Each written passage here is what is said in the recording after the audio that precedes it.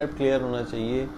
Dopamine, डोब्यूटामीन और nor adrenaline, इन तीनों का यूज डिपेंडेंट है किस चीज पे? पेशेंट की क्लिनिकल स्टेटस।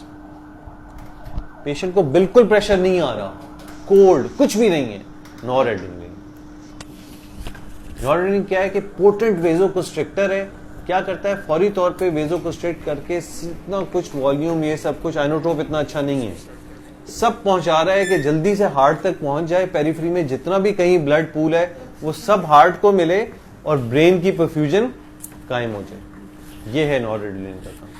थोड़ा बहुत प्रेशर आना शुरू हो गया और नॉरएड्रेनालिन को कुछ घंटों से ज्यादा अमूमन नहीं देते हैं। जैसे ही आपको प्रेशर मिलना शुरू हो गया, 50-60 सिस्टोलिक आना शुरू हो गया, अब डोपामीन है। डोपामीन क्या है? आइनोट्रोप है और वेजोकंस्ट्रिक्टर।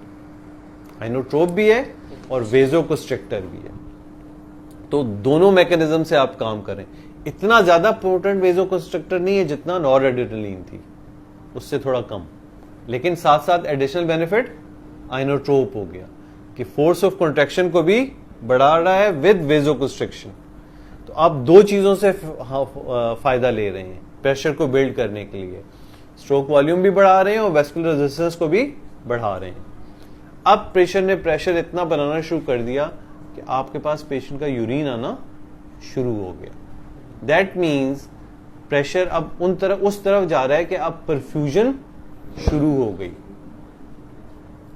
अब अगर आप डोपामीन को कंटिन्यू करते हैं तो एक्चुअली आप हार्ट फेलियर की कन्वेंशनल जो ट्रीटमेंट है स्टेबल हार्ट फेलियर की, उसके अगेंस्ट जा रहे हैं। क्यों? फोर्स ऑफ कॉन्ट्रैक्शन बढ़ाए जा रहे हैं और आफ्टर लोड बढ़ा के रखा हुआ। भाई आप उस लिमिट से तो निकल आए थे जब आप पेशेंट शॉक या हाइपोटेंसिव था। अब मरीज ने परफ्यूजन बनानी शुरू कर दी, इतना सब कुछ हो गया कुल पूरे उस फॉर्मूले में कि पेशेंट ने परफ्यूजन शुरू कर दिए। तो अब क्या है? आपने ट्रीट करते रहे इसी अंदाज से तो वापस पेशेंट डाउन हो जाएगा, क्योंकि आप कन्वेंशनल हार्ट फेलियर को एग्रीवेट कर रहे हैं। फोर्स ऑफ कॉन्ट्रैक्शन, टैकीकार्डिया, भाई आप कन्वेंशनल हार्ट फेलियर कैसे ट्रीट करते हैं? बीटा ब्लॉकर से और पेरिफेरल वेजोडायलेटर से, कि आफ्टर लोड रिड्यूस करते हैं, प्री लोड रिड्यूस करते हैं, फोर्स ऑफ कॉन्ट्रैक्शन और सिंपैथिक एक्टिविटी को कम करते हैं। और यहां आपको क्यों यूज करनी पड़ी? क्योंकि बिल्कुल पेशेंट एक दूसरी एक्सट्रीमिटी पे चला गया था, शॉक में। तो शॉक स्टेट में जो हार्ट फेलियर की ट्रीटमेंट शुरू आप कर रहे होते हैं वो कन्वेंशनल हार्ट फेलियर के बिल्कुल उल्टी ट्रीटमेंट है, क्योंकि मजबूरी है, परफ्यूजन बनानी है। जब ब्लड ही नहीं होगा, परफ्यूजन नहीं होगी तो जिंदगी नहीं है। लेकिन एक बार जैसे ही आप उस फेज से निकल आए तो अब आपने ये फैसला करना होता है कि अब मैं क्या करूं।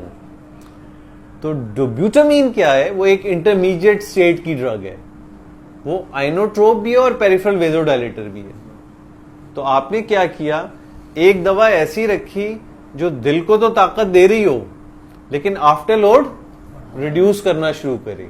बढ़ाए नहीं, बढ़ाने वाली डोपामीन थी, डोपामीन हमने हटा दी, अब डोब्यूटामीन एंटर कर दी, ताकि हम ये जज कर सकें कि अब हम थोड़ा सा आफ्टर लोड को रिड्यूस करके जरा चेक करें कि ये हार्ट उसको कोप कर रहा है या नहीं कर रहा है। और साथ साथ थोड़ा सा पावर भी दी हार्ट को। और इसमें अगर हार्ट चलता रहता है तो इसका मतलब है अब आपने उसको हार्ट को ही फायदा दिया कि आफ्टर लोड रिड्यूस किया तो ये प्रेशर और बढ़ेगा अगर आप पॉजिटिव ट्रेंड्स की तरफ चल पड़े हैं। और फिर डोपामीन पे आप कुछ देर मरीज को रख के फिर आहिस्ते आहिस्ते डोब्यूटामीन पे कुछ देर रख के आहिस्ते आहिस्ते वीन ऑफ करते जाए। इसमें कभी कभार depending on patients pre existing cardiac status, यानी एक हैबिचुअल स्टेज डी-सी का फेलियर है, कभी कभी 2-3 दिन लग जाते हैं इस पूरे सीक्वेंस में। लेकिन इसमें गलती लोग क्या करते हैं कि जब पॉजिटिव ट्रेंड आना शुरू हुए तब भी कंटिन्यू रखा और सो गए आप, सुबह वो फिर शॉक में होगा। कांस्टेंट मॉनिटरिंग चाहिए ऑफ स्टेटस। वो अगेन कैपिलरी वेज प्रेशर बताता रहता है। और आप ऑक्सीजन की जब वो कर लेते हैं तो आप एग्जैक्ट कार्डियक आउटपुट भी बना सकते हैं कि कार्डियक आउटपुट कितना चल रहा है। इस 4 घंटे की ट्रीटमेंट के बाद कार्डियक आउटपुट मजीद बेहतर हो गया तो इसका मतलब है पॉजिटिविटी की तरफ आप जा रहे हैं। तो आप अब चीजों को वीन ऑफ करके दूसरी तरफ चल सकते हैं। लेकिन आपने किसी चीज को जज नहीं किया। हम क्या करते हैं, नॉरएड्रेनालिन लगी तो लगी हुई है, चली जा रही है, साथ उसके डोपामीन भी मिला दी, दोनों चल रही हैं। प्रेशर भी आ गया, मरीज बैठा हुआ है, बातें कर रहा है, दोनों चल रही हैं।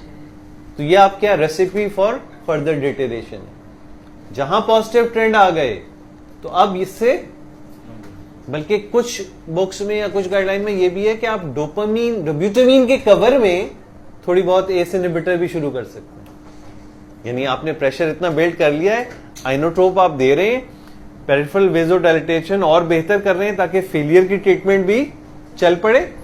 और इसमें जब पेशेंट ने वो एस टॉलरेट करनी शुरू कर दी तो आपने डोब्यूटामीन को, या इस डोब्यूटामीन कवर में आप ज्यादा से ज्यादा वॉल्यूम पेशेंट का निकाल लिया। बहुत ज्यादा ऐसे होते हैं हाइपरवोलेमिक, ये एडिमा भी, एसाइटिस भी और ये भी, तो आपने क्या किया, परफ्यूजन अच्छी रहेगी, उसके कवर में ही डायरेक्टिक देके, ऐसे भी करते हैं लोग कि पेशेंट बाहर आ गया है शॉक से, लेकिन 2-3 दिन तक उसको डोब्यूटामीन कवर पे ही रखा ताकि डायलिसिस अच्छी हो जाए और अपने एक्सेसिव डोजेस ऑफ डायरेक्टिक देके उसको ऑफलोड भी कर लिया। तो ये पूरा कार्डियोजेनिक शॉक की मैनेजमेंट टोटली क्या है, हर 15 minute to half an hour patient assessment.